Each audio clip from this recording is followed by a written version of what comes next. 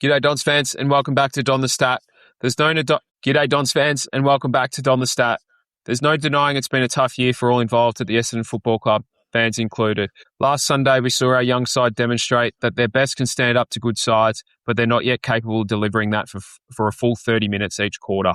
The result was a 72-point loss to the Adelaide Crows, and this week it doesn't get any easier. A trip down the highway to take on Geelong at Kardinia Park. I'm Jonathan Walsh, and joining me as always is my co-host Ian Hume.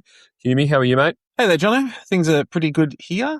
I actually had a big Sunday last weekend before the Essendon game. I went with the rest of my family to the Tigers-Eagles clash at the G, so it was a big day of footy for me. And on a personal level, it was great to see the Tigers win. As my eldest son follows the Tigers like his mother, and it was the first time in 3 years of going to the football he's actually been able to see a win. So to see how happy it made him certainly was great to see. And obviously that win does put us back in line for pick one. And I know you don't like to have the difficulty of having to make that choice, Jono, but mainly because there's no out and out star available. But, you know, there's more to that spot than just the first pick in the national draft. It does give us a lot of leverage with some other potential moves that we could make that could help with some deals we're making. So it does give us a bit to work with.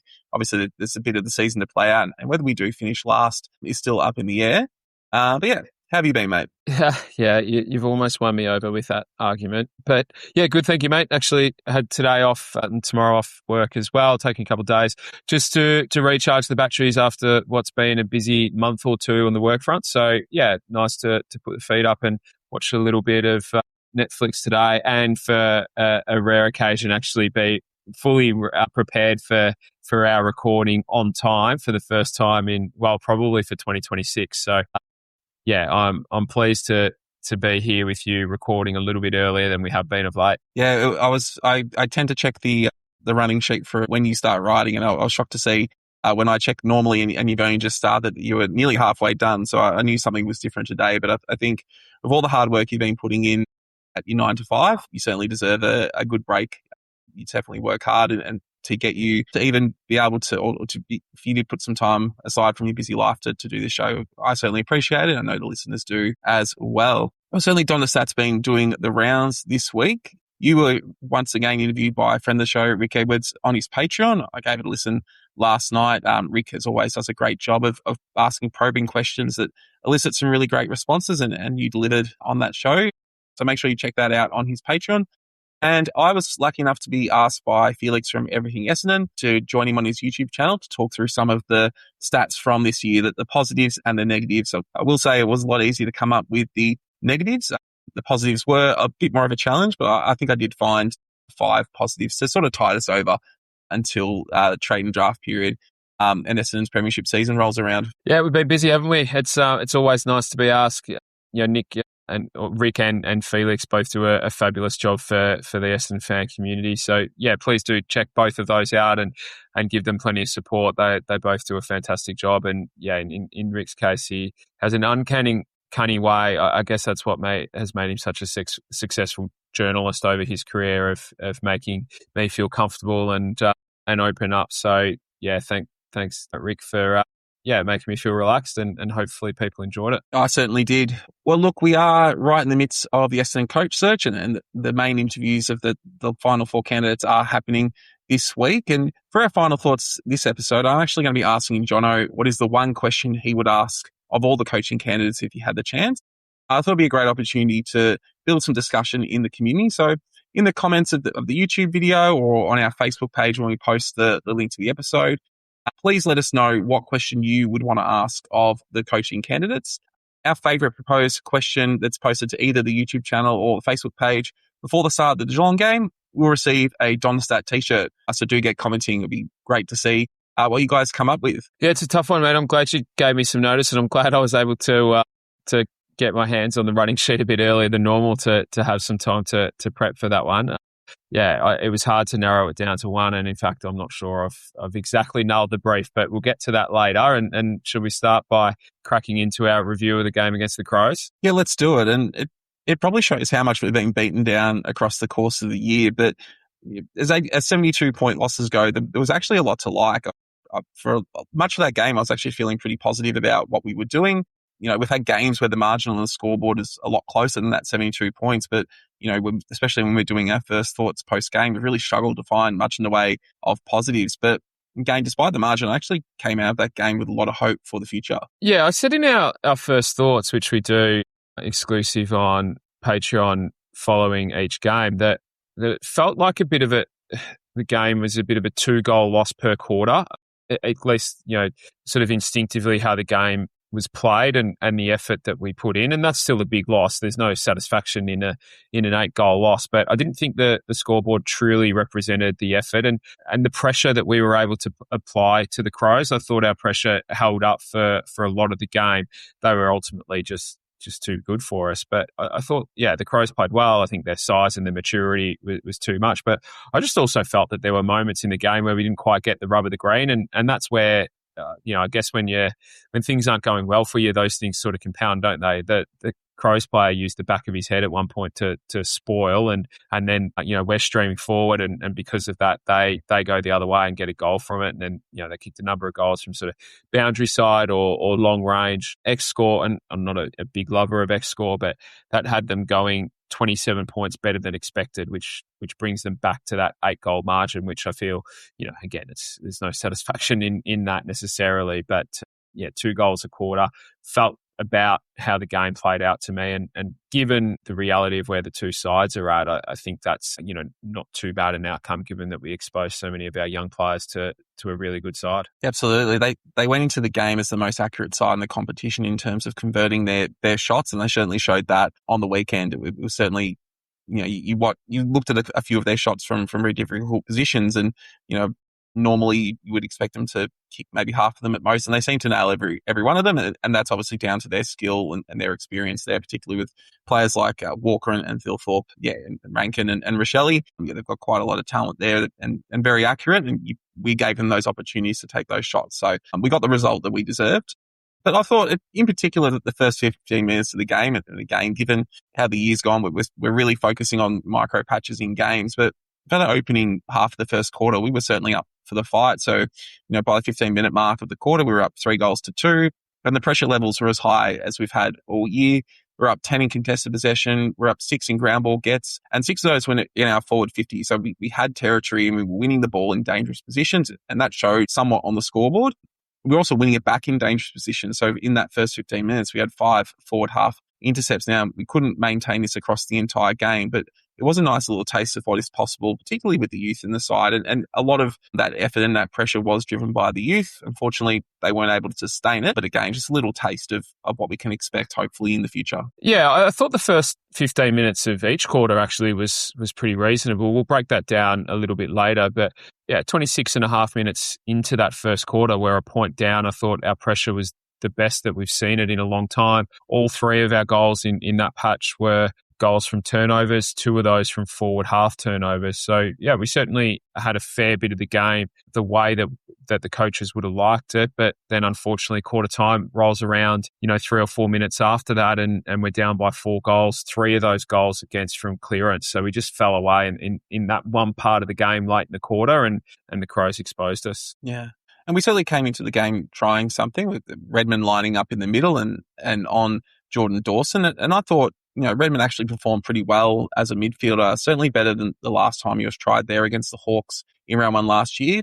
It wasn't a tagging job, and Dawson on Dawson, even though Redmond was doing quite well, it's like if you looked at his stats, they look quite good for a traditional midfielder. He was winning possession, he was winning hard ball, he was getting clearances. There's a little bit to like there as him as a midfielder, but they did move away from it after half time. Yeah, I liked it.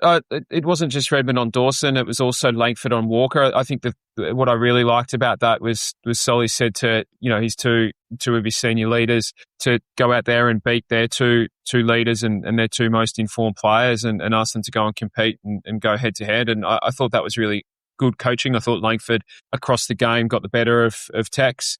I was actually a bit surprised that we moved away from the Redmond on Dawson matchup. I thought Dawson had the better of the battle in the first quarter. I think he had 10 disposals, but he wasn't all that damaging with those. I think Mace was a bit rushed when he did get the footy. There was a lot of sort of kicks over the shoulder, but I thought he held up quite well in the second. Dawson only had the 3 disposals, but I guess the byproduct of that tag ending was that Redmond went back, Jones went forward, where I still think Harry's going to play his best game of footy. So I guess we saw a little bit of flexibility there, but I was a bit surprised we didn't continue with it after half-time. Yeah, I just sort of reflecting on it. I'm guessing Angus Clark going off injured and then getting concussed probably meant we had to move a few magnets around that we might not have planned to do going into the game. And that could be an explanation as why Redmond was moved back after half-time there.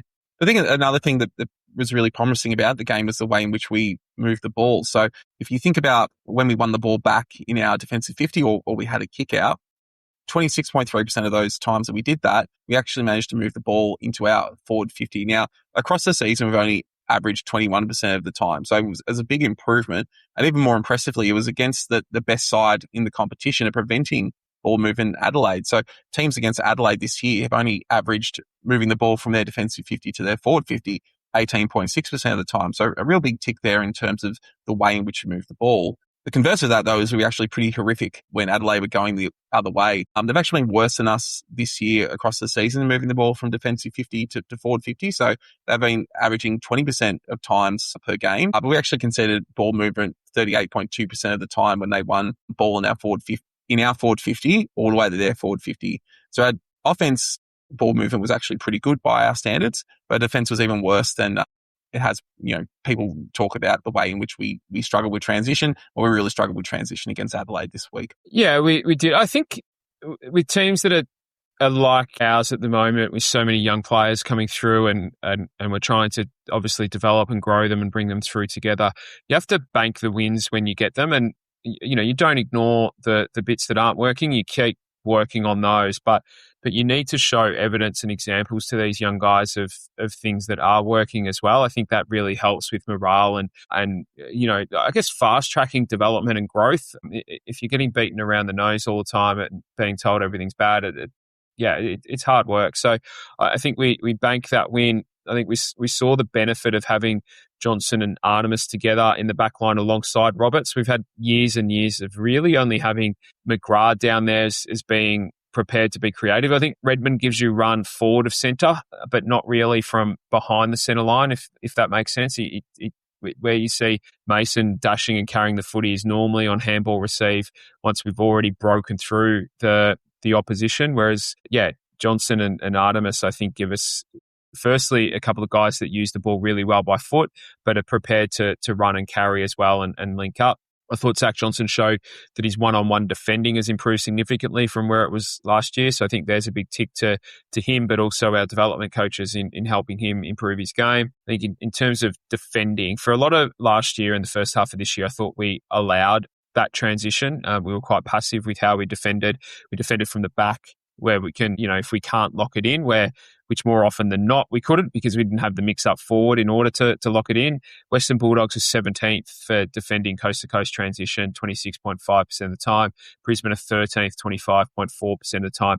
Both teams go about it in similar ways to what we were under Brad Scott, and that is, if you can defend from your forward half, great, but if you can't, be really solid at the back, let them come at you and outnumber and intercept in the back 50, and that's kind of why our transition against was so high. Under Dean Solomon, we've been much more prepared to press up and close space. We've talked about this a lot before. We've shown a couple of clips. But ultimately, GWS weren't good enough to work their way through that. But then when you're exposed to some of the better teams in the competition, Brisbane, Hawthorn, Adelaide recently, they were able to take us apart. And I think this is just a case of things are going to get worse before they get better, because the way that we're playing now, there's nowhere to hide. We've removed those safety nets and we're going all out playing a way that we ultimately want to be playing moving forward. Yeah.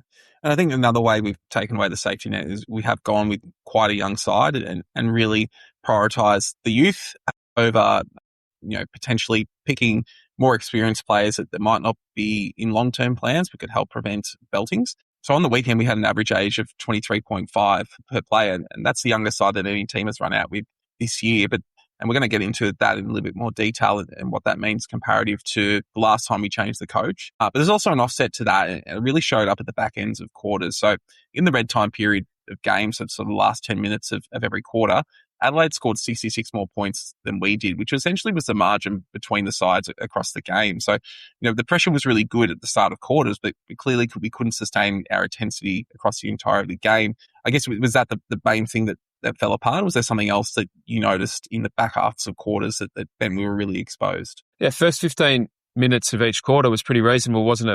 It was 3-1 our way to 2 goals in the first quarter, 1 goal to us, 2-3 to Adelaide, 1-2 to 2-1, and then 2 straight to 2-1. So 45 to 53, the Crows outscore us by 8 points combined in the first half of each quarter.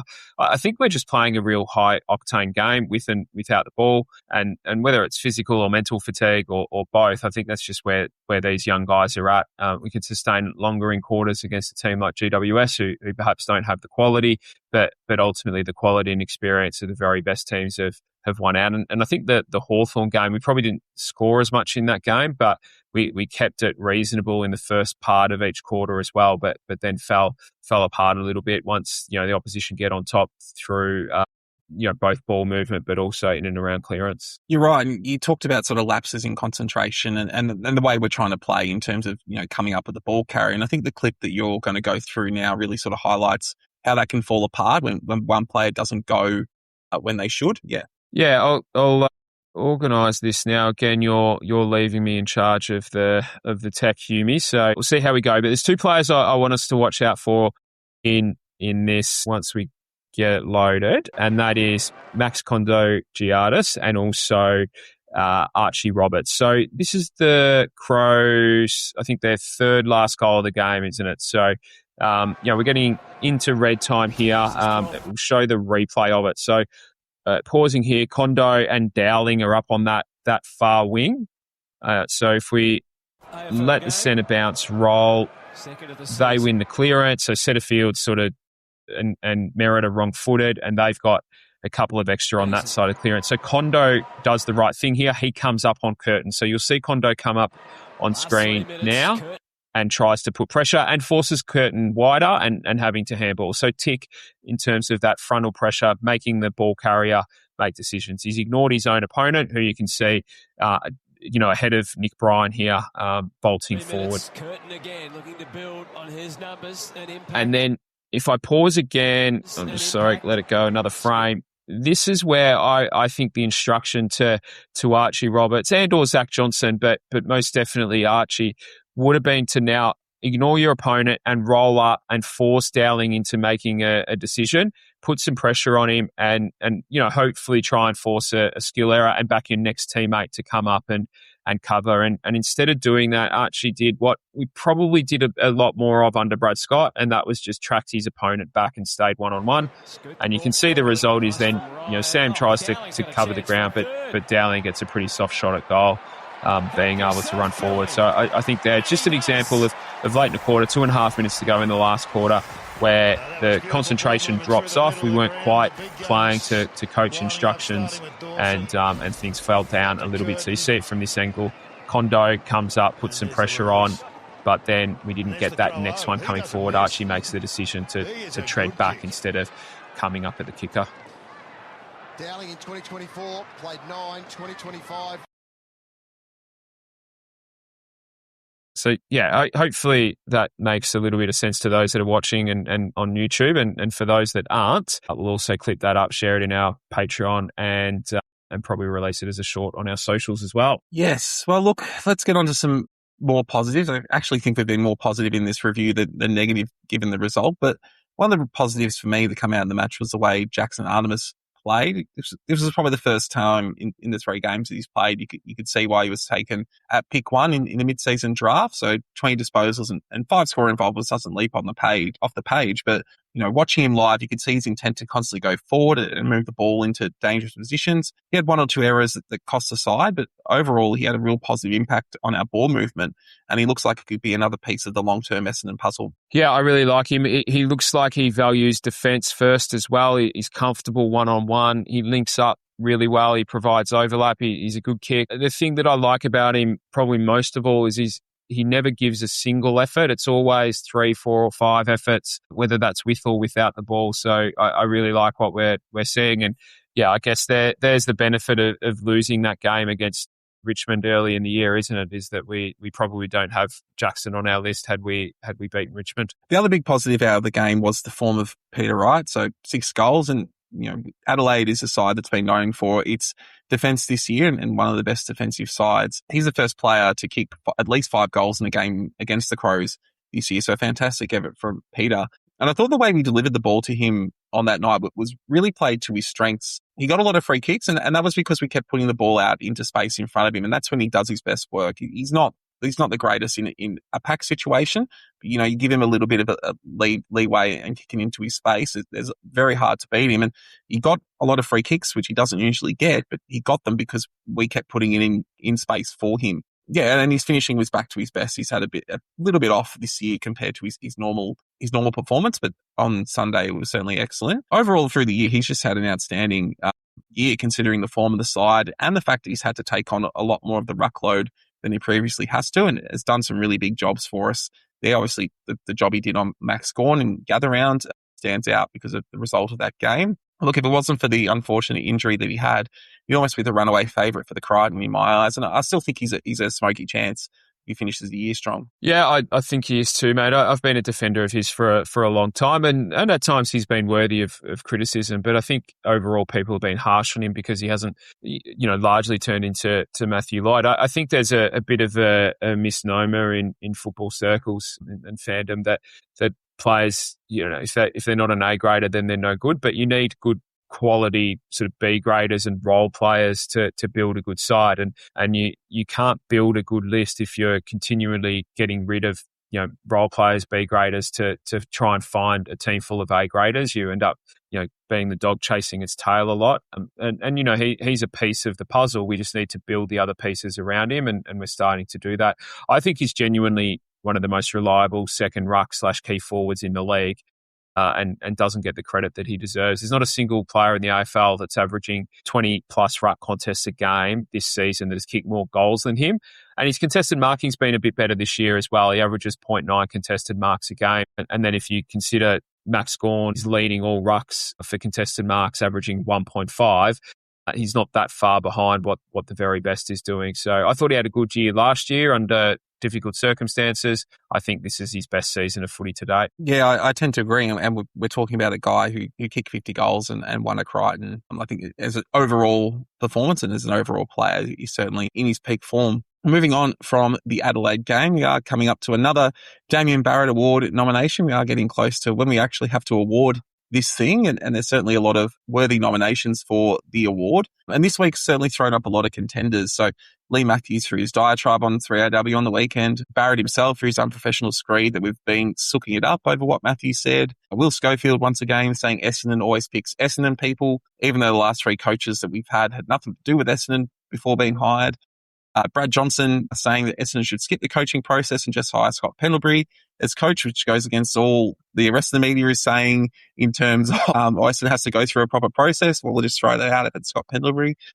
Nice work, Jono. Not you, Jono, the other Jono.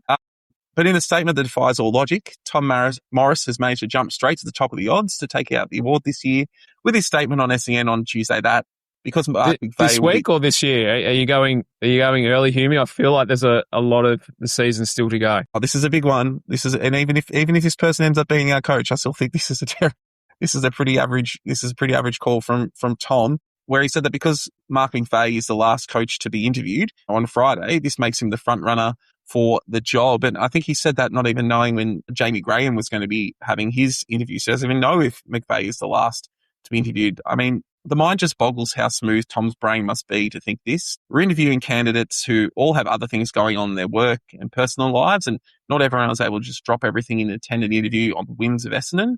I'm sure the Bombers have been respectful of all the candidates' employers and worked around their availability. Spike's availability in this circumstance was clearly later than the other candidates, which means he's the one potentially going last. McVeigh might get the job, but it certainly won't have anything to do with the position he interviewed for the position in. So yeah, Tom's right to the top of my odds for the Barrett Award at the end of this year. Haven't actually decided how we're going to choose. I might have to recuse myself given I've made my preferences so blatantly clear. We've got a secret admirer who's been taking a particular interest in the Barrett Award. I won't name names, but I can tell from the smile on your face, Humi, that you know exactly who I'm talking about. I suspect that person might want to drop me a text message or give me a call in the lead up to when we announce that and give their 2 cents on who should win it. But I'm not going to give Tom's comments too much time on this one. I don't think he's someone who's probably had to front a lot of job interviews over his career. They were pretty ridiculous, and I think it's just highlights that there's way too many shows, too much content that needs to be created, and in result, we're getting pretty ordinary takes.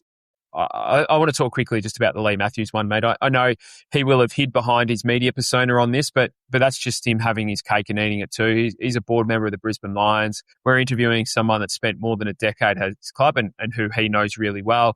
We're reportedly in talks with their GM of footy, and we also have an interest in at least one of their players, and that's on public record as well.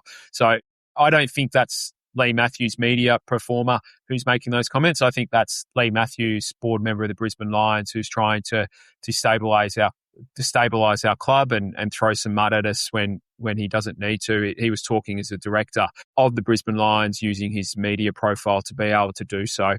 I know people have got different opinions on this. I really like that our club stood up for itself for once. No one else will stand up for us. I think it's about time that we did. I mean, at the moment, and I understand why, but at the moment, even a large portion of our fans are confused and lost and, feeling quite soulless and aren't standing up for us either. And I empathise with that. But the Essendon that I always loved and was proud of was one that wouldn't be walked over, and Lee Matthews thought he could get on the radio and throw mud at us and walk all over us. And I really hope that when we did reach out to the Lions and spoke to them, that we really tore strips off them and let them know full barrels that we're a footy club that's not going to be pushed around and not going to tolerate that crap being thrown at us. And the media mocked us as well for then taking those steps. And maybe they should be reporting at just how the AFL is prepared to leak them the story. Our game has had all sorts of issues this season that it just can't get right. There's another big controversy today with Geelong that the AFL seems to have given a big green light to, yet its staff are prepared to go and leak a story to the media. No wonder there's a general loss of trust between AFL HQ and the clubs.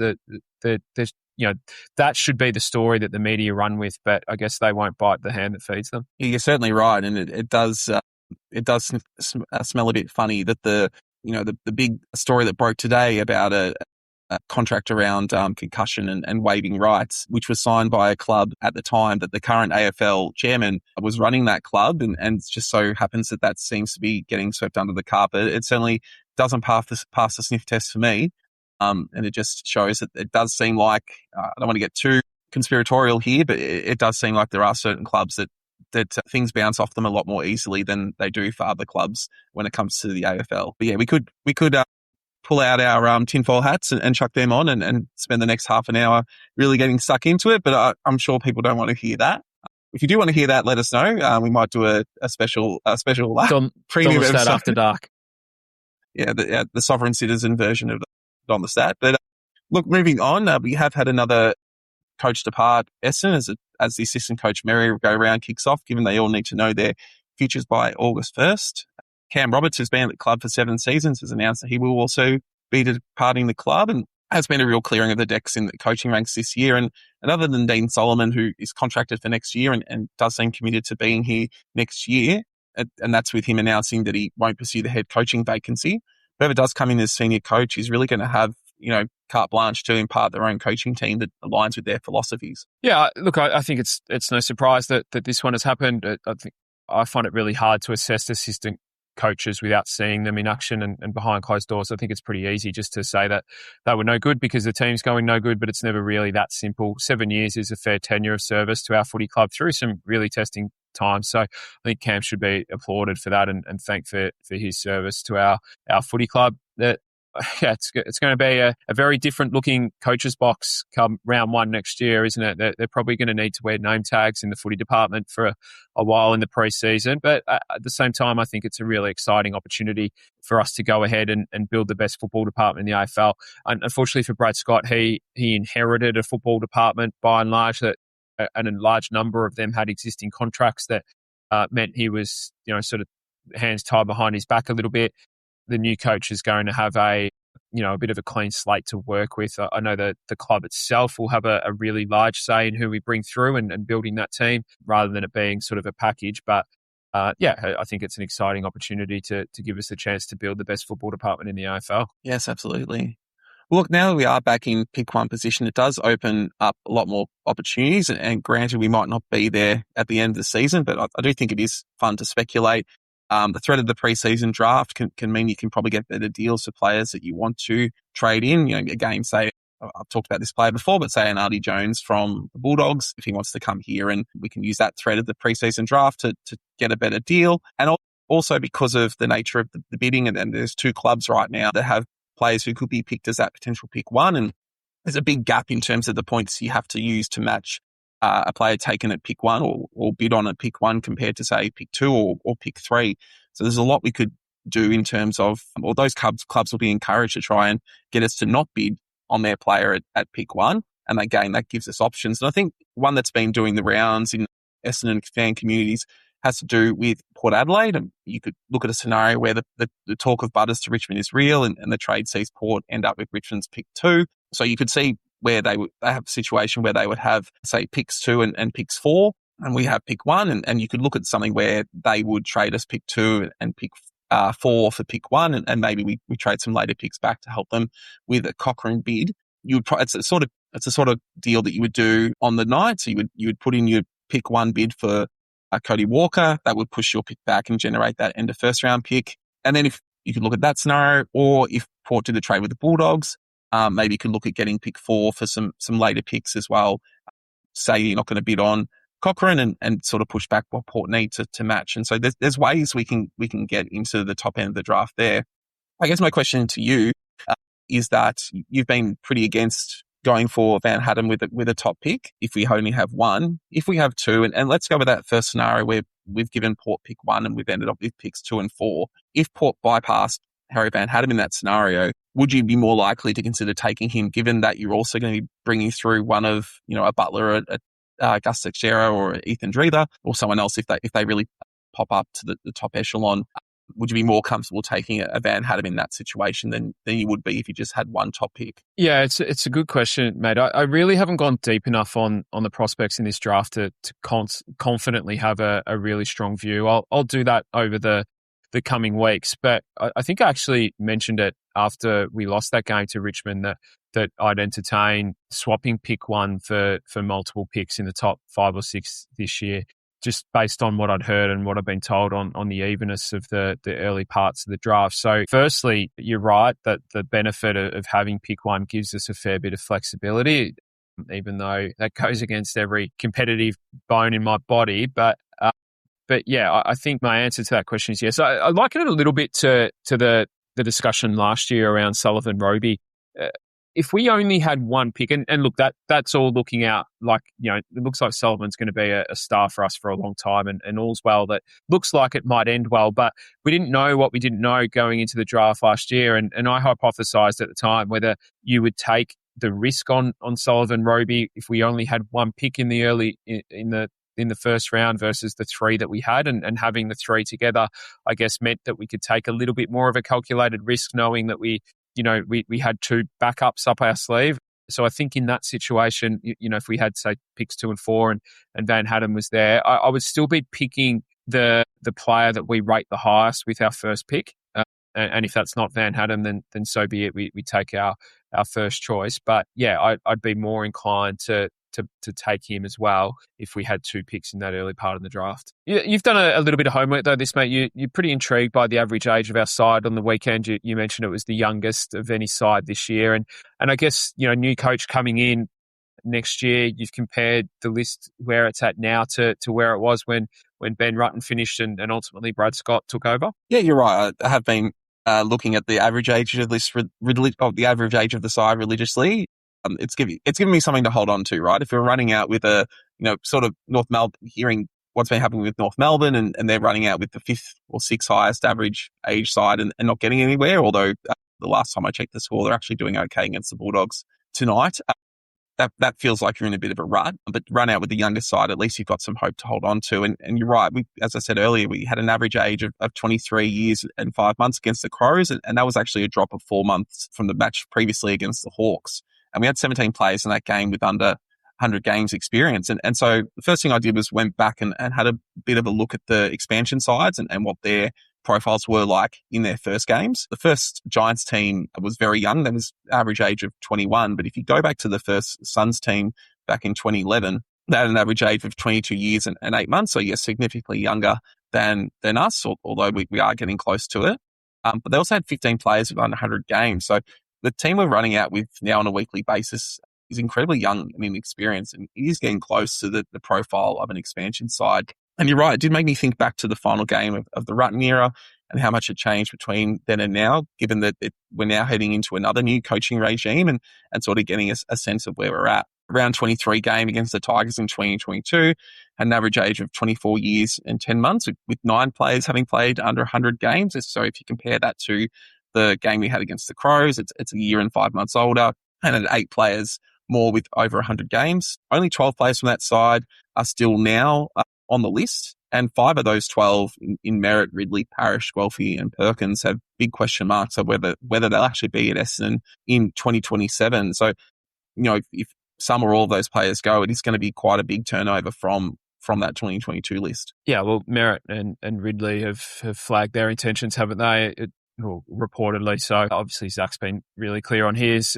And Guelphy, being a senior player and not being able to get a game at the moment, suggests that he's unlikely to be on the list next year. So, yeah, it's going to be a very different makeup come 2027. How did the list compare, the profile compare as a whole, 2022 onto 2026? Well, I guess from a surface view, there was actually not that much difference between the entirety of the list in 2022 compared to now. So the average age of the 2022 list was 23.8, which is the same as this year's. And there was actually less games per player. So there was 53.1 games on average per player compared to 58.3 on the current list. But I think the big point of difference between the lists, despite those similarities, has to do with the investment in the draft from the years prior. So from 2022, if you look at the 3 national drafts prior to that season, these were the players that we took just in the national draft that were still on the list at the end of 2022. So from 2019, you had Harrison Jones and Nick Bryan. 2020, you had Nick Cox, Archie Perkins, Zach Reid,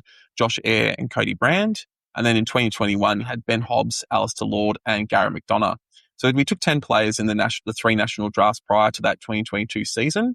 Only 2 of those players played in that last 2022 game, which was Perkins and Reid.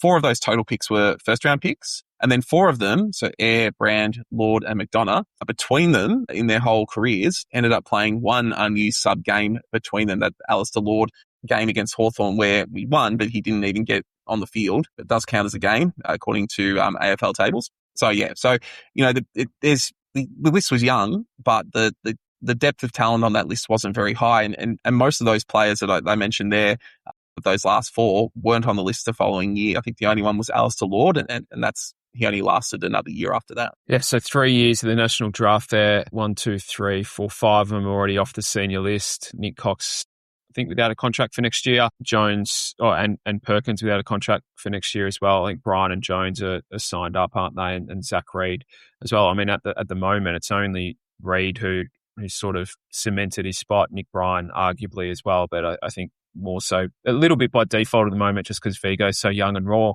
But yeah, if we compare that to the last 3 drafts leading into this season, I guess the difference is the quality and just how much they've been playing. Yeah, absolutely. I think how much these young players have been playing probably explains the difference in average games per player compared to the 2022 list. So if you look at the last 3 years of national drafts from where we are now, 2023, we still have Nate Caddy and Archie Roberts on the list. Luan Lual was the only player from any of the last 3 national drafts that's no longer on Essendon's list to this stage. Reece Unwin and Cal Jarine in 2024 don't have contracts yet for next year, but in 2024 we also took Zach Johnson, Angus Clark and Isaac Kako. And then last year, obviously, we took the 3 first-rounders in Sullivan Roby, Jacob Farrow and Dyson Sharp, whilst we also took Max Kondo-Giannis and Sane El-Ashkar.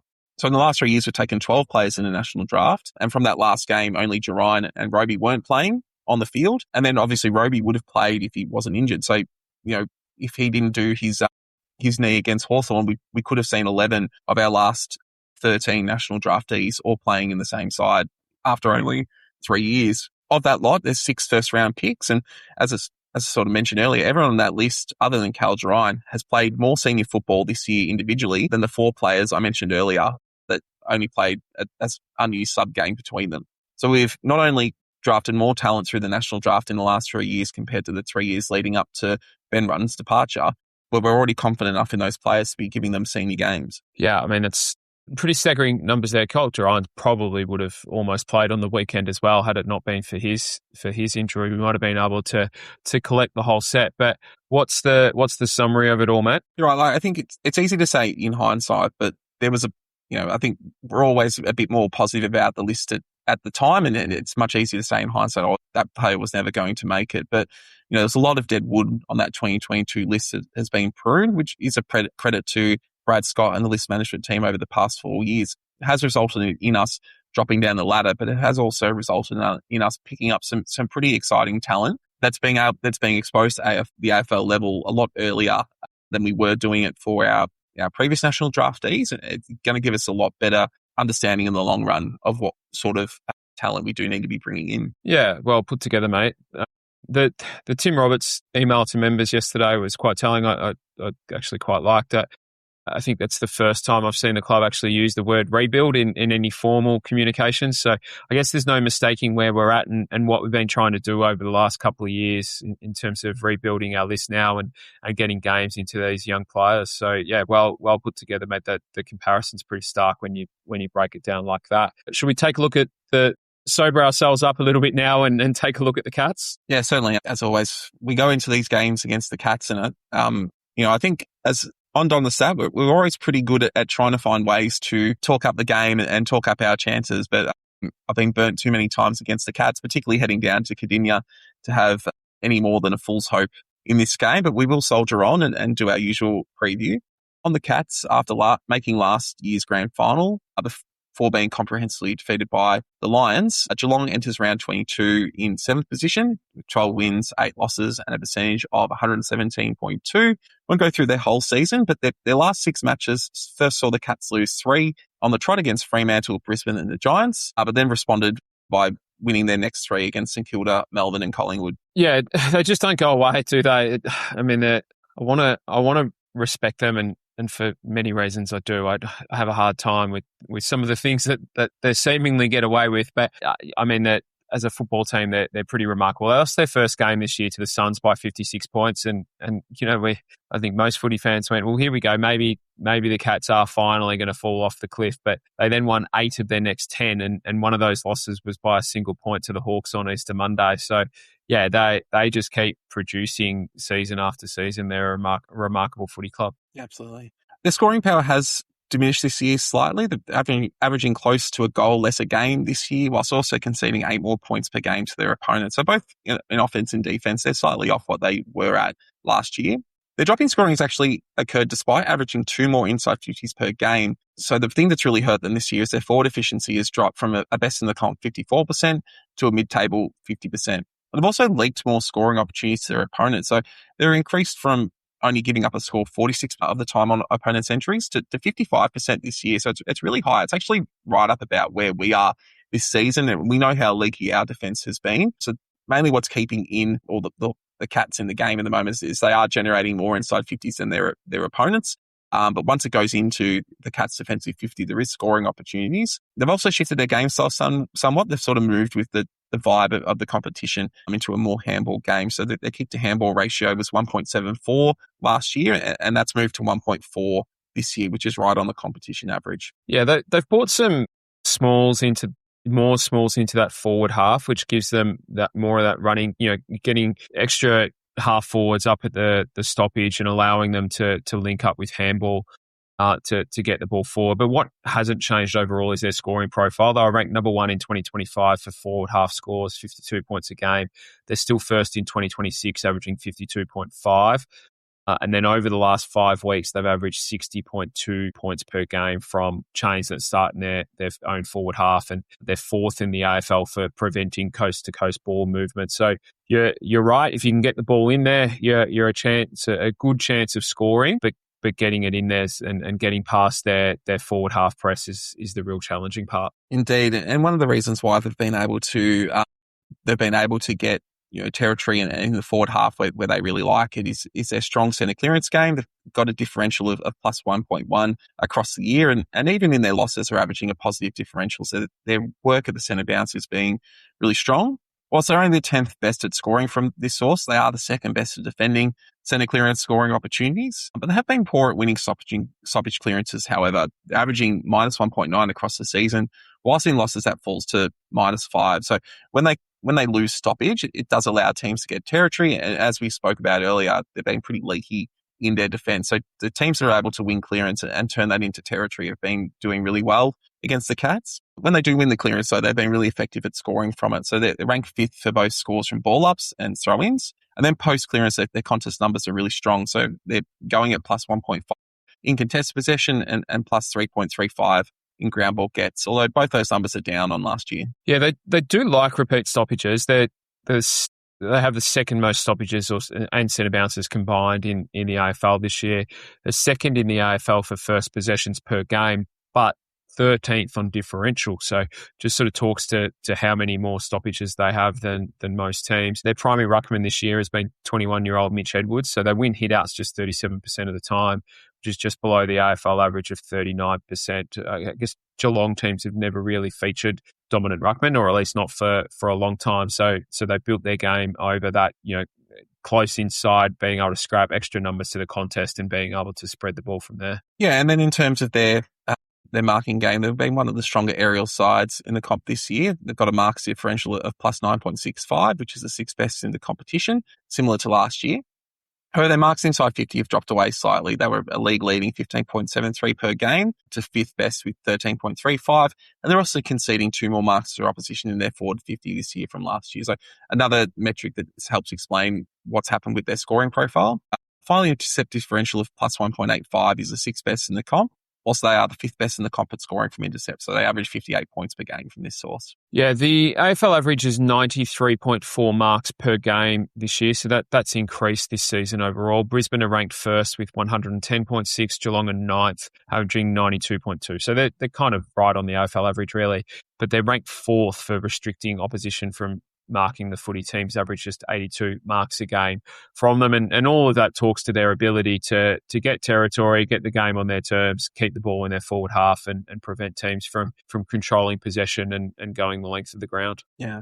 Well, moving on to selection, it is a joy to be a Saturday game and be able to get the actual team and not speculate. Essendon's made 3 changes, 2 of them forced, with Jai Caldwell, Vigo Bizantini and Archie Perkins coming into the side, with Angus Clark and Nick Bryan going out with injuries. Clark hopefully only for a week with that concussion, whilst Harry Jones has been omitted. Yeah, it's a real shame for Angus, first off. That let's hope he's back next week and that concussion's only a minor one and he can play the final 2 games. He's missed a lot of footy this year, but we've seen that he really adds something to our side and we want him out there building continuity. I feel a bit for Harry Jones too. He's been shuffled around a lot. Half a game back last week, half a game forward. I thought he looked all right when he went forward, but then he's been left out this week. I do like the Caldwell inclusion. Jai Caldwell this year hasn't been the Jai Caldwell we've been used to, but hopefully with that freshen up, he comes back in good shape. Given their inside mids, I think he has a really important role to play this week. Archie Perkins, a little bit of an eyebrow raiser, I guess, but he has been playing midfield in the VFL. I think that gives us another mid rotation, and I think being able to outwork their mids gives us our best chance in this game, and weighted numbers through the midfield, I think, is a key to that. So I hope we see Archie in that midfield rotation. Yeah, and I think the other thing you would consider when you look at that team is we've essentially only picked one key back with Harry Jones going out. We've just Zach Reid. I know Langford played there last week. He's named forward, but he was also named forward against the Crows and ended up playing back. But you look at the side that Geelong's chosen, and we'll get into that in a second. They've only gone with one main key forward in Shannon Neal, and Shannon Neal is obviously a handful and another big job for Zach Reid this week. Other than him, it's a lot of 190 centimetre and smaller guys. So, yeah, I think the side we've picked is actually okay. There's been games this year we've sort of gone really tall and we've been outworked because of that, but we haven't done that this week, and it's probably a good team to go up against with that sort of team, given the way Geelong are setting up. It's also a huge challenge for Vigo coming into the side, going up against SDK and Blitzarves. We certainly know he'll crack in, but it's going to be tough for him facing much more experienced competition, and especially given the importance that the clearances are going to play in this game. Yeah, you're right. I think that they're like that at both ends, aren't they? That they sort of really only have the one tall at each end, O'Sullivan at the other end, and then, those 190 medium size around them. So it'd be a bit of an interesting tactical battle, I think, because we have we're probably pretty well stocked with Redmond and Pryor down back for mediums, that we might have the flexibility to play Langford forward and potentially force them to play Blitzarves down back when Wright's playing forward alongside Caddy.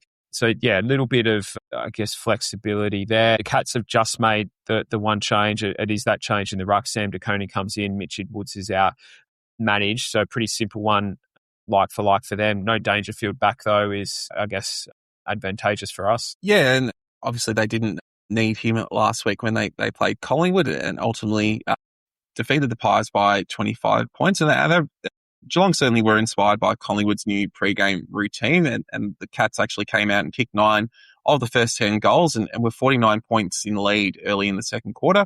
Pies then kicked the next 5 to get the margin back to 20, but that's as close as they got as the Cats really steadied to run out comfortable 25-point winners. Yeah, and it was Geelong getting the game on their terms. They got the game just exactly how they wanted it to be played. They had 12 forward half turnovers by the time they kicked their 9th goal, sort of halfway through that second quarter.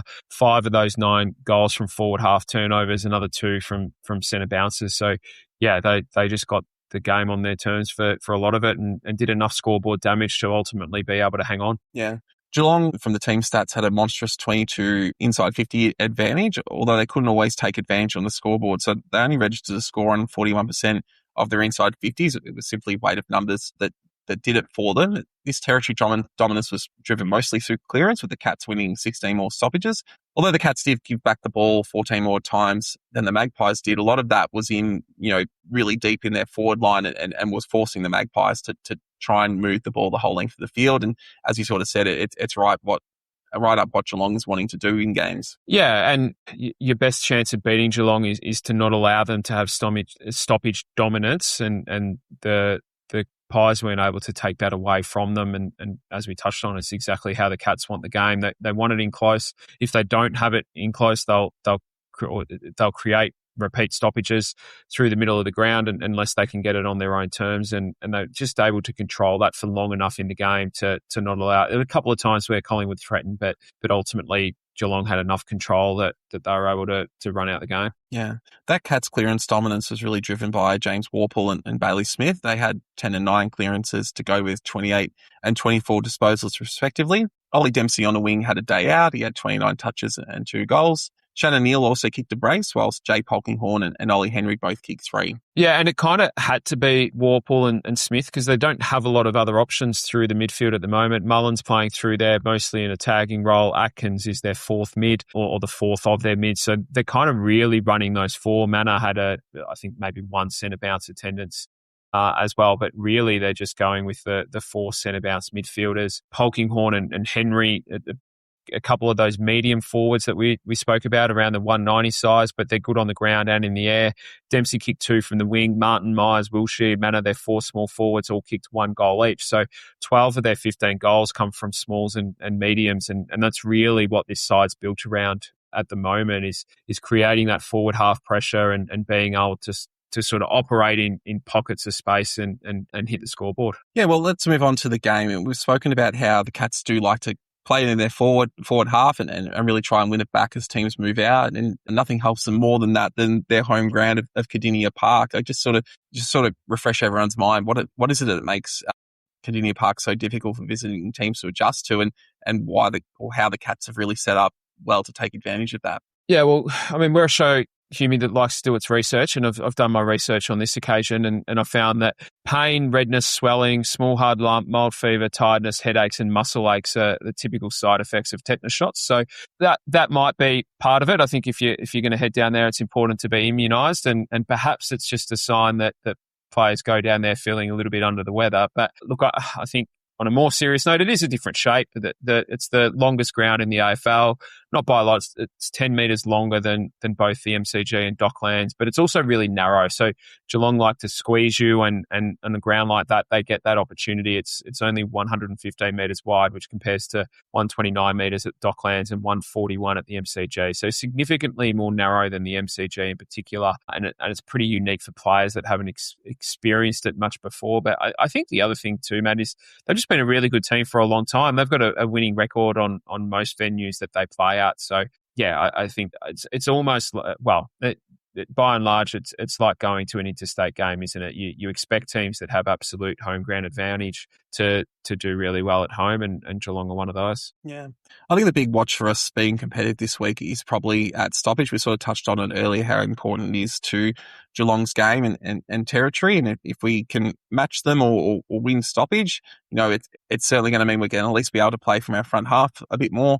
If we lose stoppage, then Geelong's just going to be able to get in their forward line, and if they don't immediately kick a goal from it, they're going to be able to squeeze us. So I think stoppage is probably the most important aspect of the game this week. It's the games with Geelong's been handled at stoppage is the ones that they've lost, and when we've won stoppage, they're games that we've been pretty good at. So it's a real big challenge for our whole team to create, not only create repeat stoppage opportunities, but to win them, especially with such an inexperienced ruckman in Vigo holding down much of the ruck work this week. Yeah, Nick Bryan's injured anyway, but we might have thought that this was an ideal test for young Vigo, potentially going up against a 21-year-old, but the Cats have rested him and brought in Sam De Koning and Mark Blitzars as their second ruck. So it's a huge ask for a 20-year-old in his third game. But we saw a debut against, it was Freo last year, wasn't it, that he won't take a backward step. And I think that's where Solly is at with this young team.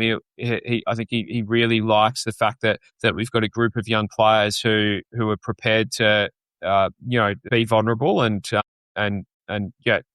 given the opportunity with nowhere to hide and really learn from it. So it's another great test for another one of our promising young players. And you're spot on. I think Mullen will probably go to Zach Merritt. They have a midfield, as I said before, of really just the four.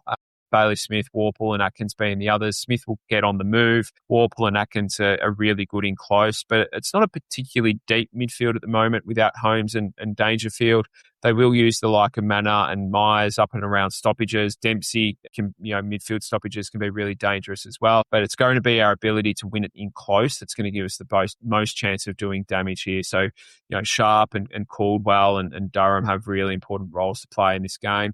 I don't think we want too many repeat stoppages though, mate. I think we want to get in at the contest lowest and hardest and then get it to the outside. I think it's on the outside where we might be able to do some damage if we're brave with ball movement. I think it'll be Geelong that want the repeat stoppages. Yeah, you mentioned Ollie Dempsey there, and I guess this is it's a shame that Angus Clark is missing this game, because certainly I don't think he would have been able to stop Dempsey. Dempsey is one of the best wings in the competition at the moment, but just to get him to follow Dempsey around and see how he does it would have been a great experience for him, but unfortunately he will miss out on that.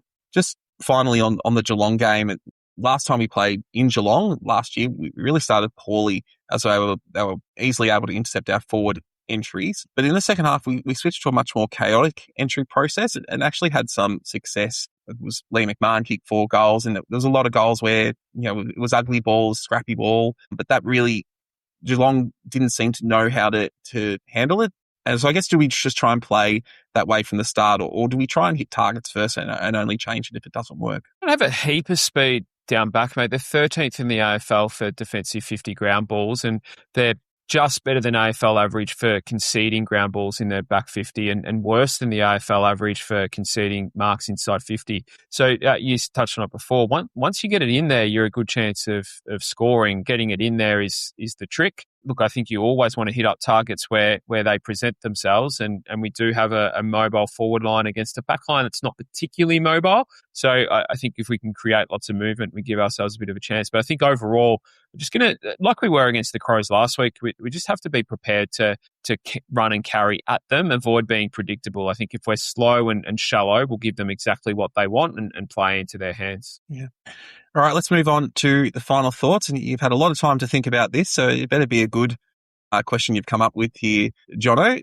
So if you were on the coaching selection panel, what's the one question you want to ask the candidates? Yeah, steer into the thing that interests me the most, mate, and that's game plan, game styles. I would have loved to have been a fly on the wall during the presentations with John Waldrop. That would have been really, really interesting to understand how the four coaches that we're speaking, or potential coaches we're speaking to, think about the game and see the game being played at Essendon next year. So I would have liked to have understood their take on the modern game, the direction it's going, and how we can use the resources that we have right now to be a bit more competitive in 2027, and then what the missing parts are, in experience aside, because that's a given, but in terms of types of players, attributes, roles, what are the missing pieces on our list at the moment that will unlock an ability to truly play the game style that this new coach wants us to implement. So, yeah, my question or questions would be based around that, mate. What about you? My big question would be about asking them when they see us competing for flags, if they were coaching us. And I would actually be pretty cautious if anyone said within the next 3 seasons. I don't want to say that's disqualifying to say that. And I know that sort of goes against what you should be trying to do as a football club and being competitive as quickly as possible. But I think that sort of thinking is dangerous given the state of where the list build is at, and how wanting to meet a really quick deadline to be competitive could lead to rushes and mistakes with the way in which the list is built. And it's something we've done in the past. I think the team is going to need a lot of time to develop it, and trying to rush that is going to set up to fail. So I know it's hard to think about as an Essendon fan, given how long it's been since we've had success. But I think the entirety of this show, you and I both spoke about wanting to take the long road. It's not pretty. It's not flashy. It does lead to periods like this where it is pretty depressing, but you and I both sort of think it's the only way we can see Essendon in the long term being successful. So yeah, again, anyone who came in and said, give me 2 years with this list and we'll be playing in the last day in September, yeah, I would be very cautious about hiring that person. Yeah, good shout, mate. It's the old best time to plant a tree is yesterday. Second best time is today, right? And the reason that road's been so long is because we've avoided planting trees for a long time. Indeed. Well, look, that will do us for this evening. Once again, let us know in the comments what question you would want the selection panel to ask to win a Don the Stat t-shirt. Make sure you get those in before the Geelong game starts, and we'll pick our favourite from that to get a shirt. Thanks for all your efforts tonight, Jono. It's been great fun as always. Any final words from you? No, my pleasure, mate. Thank you for all your hard work, and thanks to all our Patreon subscribers as well. It's been a really active week in the various chats across a wide range of topics, I should say. Plenty of course, senior coach chat, but it's all been respectfully debated. So, I've really enjoyed this week on the chat. Yeah, you mentioned the chat. We were actually, talking a couple of days ago and just sort of reflecting on the space that it's become and how open and accessible it is for everyone. And just sort of thinking, in the 4 years that it's been running, I think we've had to ban one person. We may have had to moderate 2 or 3 posts in that entire time. The community is fantastic, and the way that they carry themselves is certainly excellent, and it's a great community to be a part of. Yeah, and views from different age, gender, people living overseas who can only watch on the telly, people who go every week. It's such a wide range of views. It's fantastic and really enjoyable. So shout out to everyone who's been involved, and then good luck to those that are venturing down to Geelong on Saturday. Don't forget your tetanus shot, of course, and big. Good luck to our VFL team who have a big game at Windy Hill against the Pies on Saturday to keep their finals hopes alive. It would be fantastic for our young players that qualify to be able to play in a final. So let's hope the lads can get the job done there. Absolutely. I think I saw the Pies have got a lot of injuries to their senior team. So their VFL side is probably not going to be at its strongest. So it's a great opportunity there for the VFL side. Well, that will do us for this evening. As always, stay safe and go Dons.